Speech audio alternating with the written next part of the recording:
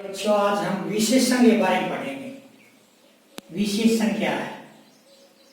संज्ञा या सर्वनाम, संज्ञा हो या सर्वनाम हो। संज्ञा या सर्वनाम शब्दों की विशेषता बताने वाले शब्दों को विशेषण कहते हैं। जो इनकी विशेषता बताता है, संज्ञा की विशेषता बताता हो। जैसे संज्ञा मान लो बालक है, बच्चा, सुंदर बच्चा, सुंदर बच्चा खेल रहा है। तो जो ये शब्द है ना बच्चों, सुंदर, इसकी विशेषता बता रहा है, तो इसलिए यह विशेषण है। काला पेन, काली गाय, ये शब्द जो है विशेषण, गाय की विशेषता बता रहा है। सफेद गाय घूम रही है। चौकोर कमरा,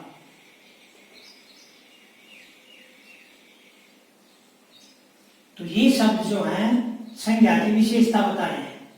कुछ सर्वनाम की ओर देखो। जैसे सर्वनाम है आप बहुत होशियार हैं, आप चंचल हैं, आप बुद्धिमान हैं।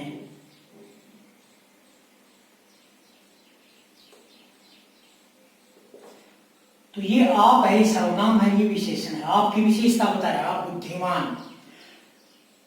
तुम चालाक हो, ये शब्द जो चालाक है तुम की विशेषता बता रहा है। तो इस प्रकार बच्चों संज्ञा या सर्वनाम, ये सर्वनाम है, ये संज्ञा थी। संज्ञा या सर्वनाम शब्दों की विशेषता बताने वाले शब्दों को विशेषण कहते हैं। जो संज्ञा की या सर्वनाम की विशेषता बताता हो। विशेष से जिसकी विशेषता बताई जाए। जैसे सफेद कमीज, सफेद कमीज पहनकर राधा ने नृत्य किया। तो सफेद, सफेद, सफेद विशेषण है और ये विशेष्य है। तुम समझिए विशेष्य क्या है? संज्ञा का है नाम विशेष्य या सर्वनाम का। जिसकी विशेषता बताई जाए उसे विशेष्य कहते हैं, और जो विशेषता बताए वो विशेषण है। जैसे काले केस, तो काले तो विशेषण है और केस विशेष्य है। एक और है परविशेषण, जो विशेषण की भी विशेषता बताए। जैसे सफेद कमीज, बहुत सफेद कमीज, बहुत, बहुत सुंदर बालक, मोहिनी अति सुंदर है।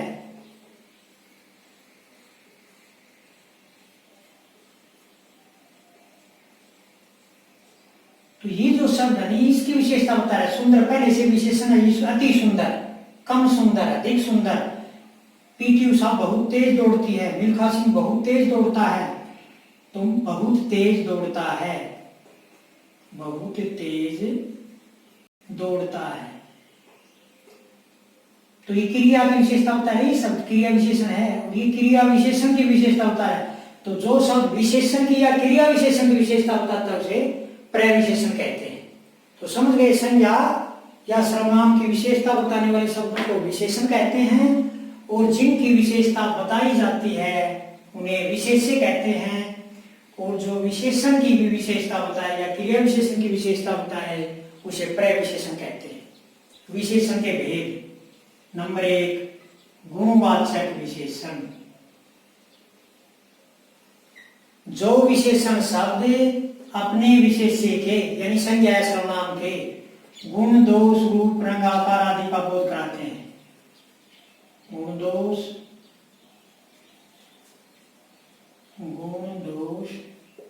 रूप, रंग, आकार, अवस्था आदि का बोध कराते हैं, गुणवाचक विशेषण कहलाते हैं। जैसे गुण हो गए भाई, ईमानदार आदमी, सच्चा आदमी, तो ये गुण हो गए।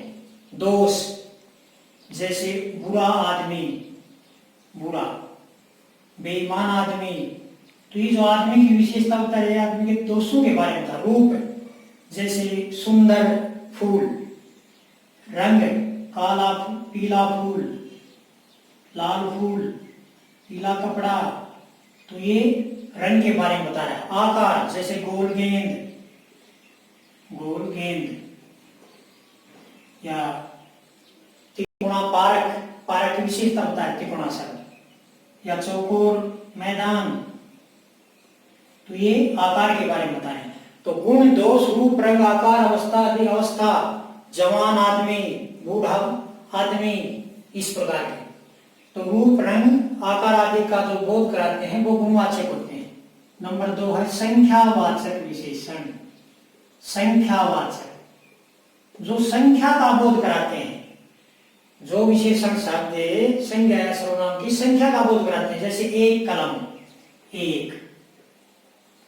एक घोड़ा, 3 बालक,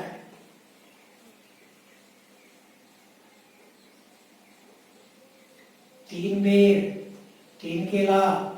तो ये जो शब्द है 1 2 3 4 5 7 9 10 कुछ भी है, ये संख्यावाचक है, संख्या के बारे में बोध कराते हैं। ये 2 प्रकार के होते हैं बच्चों। निश्चित संख्यावाचक, जो निश्चित बोध करा रहे हैं, निश्चित संख्यावाचक विशेषण, संख्यावाचक विशेषण। और दूसरा है अनिश्चित संख्यावाचक, अनिश्चित संख्यावाचक विशेषण। जो निश्चित संख्या का बोध कराते हैं, जैसे ये लिखे थे हमने 3 केला, 1 दर्जन केला, 5 बालक, 3 ऊंट, 18 हाथी, इस प्रकार के वो निश्चित बोध कराए। इस कक्षा में 20 बच्चे हैं, तो 20 शब्द है वो निश्चित वाचक है, निश्चित संख्यावाचक। और जैसे मैं कहूं कुछ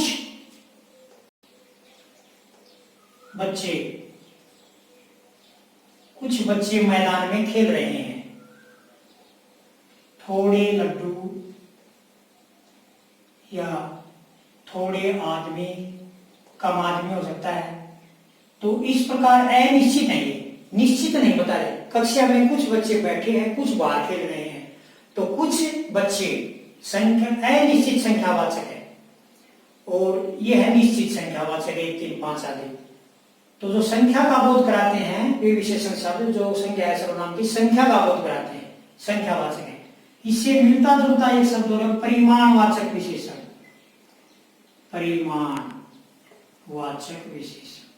यहां बच्चों ध्यान देना है, संख्यावाचक तो जो संख्या का बोध करा रहे हैं, गिनती का, और परिमाण होता है मापतोल का बोध कराते हैं। मापतोल का बोध कराने वाले शब्दों को परिमाणवाचक, ऐसे विशेषण जो संख्या का बोध नहीं करा रहे। कुछ ये जो संख्याएं जैसे संज्ञाएं घोड़ा, बालक, बेर, इनको हम गिन सकते हैं, लेकिन कुछ संज्ञाएं द्रव्यवाचक होती हैं, उनको हम गिन नहीं सकते, माप सकते हैं। जैसे 3 मीटर कपड़ा, 4 मीटर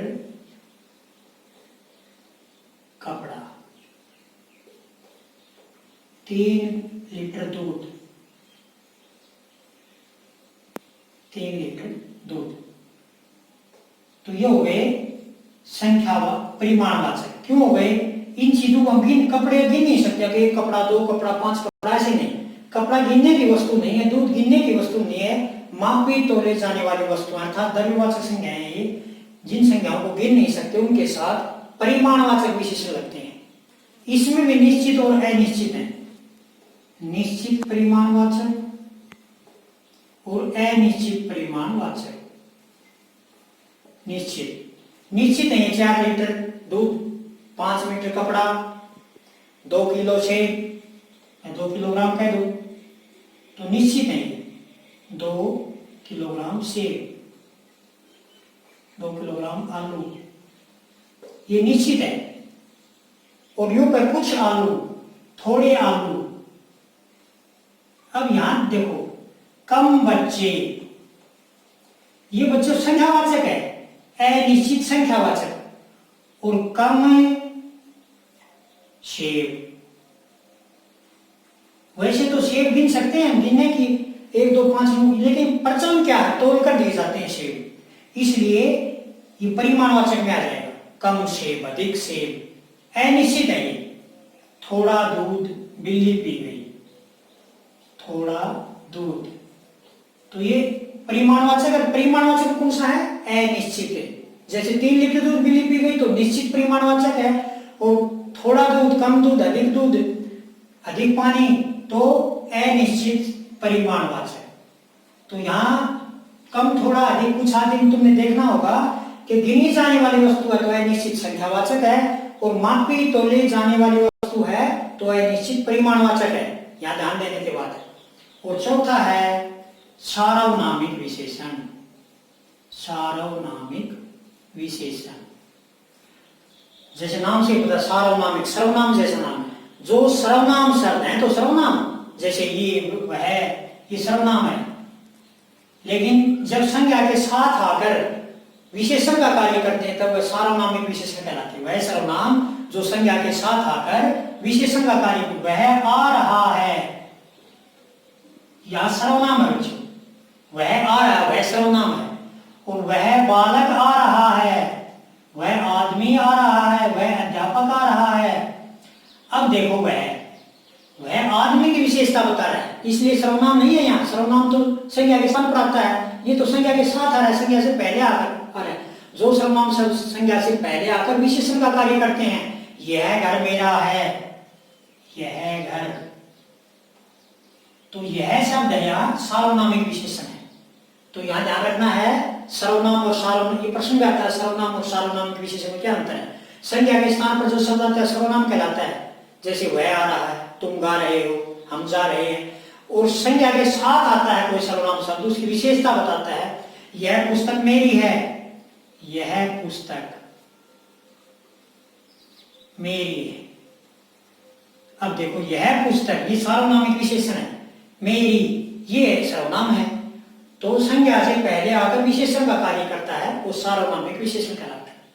एक बार फिर देख लो, जो संज्ञा सर्वनाम की विशेषता बताता है। विशेषण इसके चार भेद है, गुणवाचक, संख्यावाचक, परिमाणवाचक और सार्वनामिक।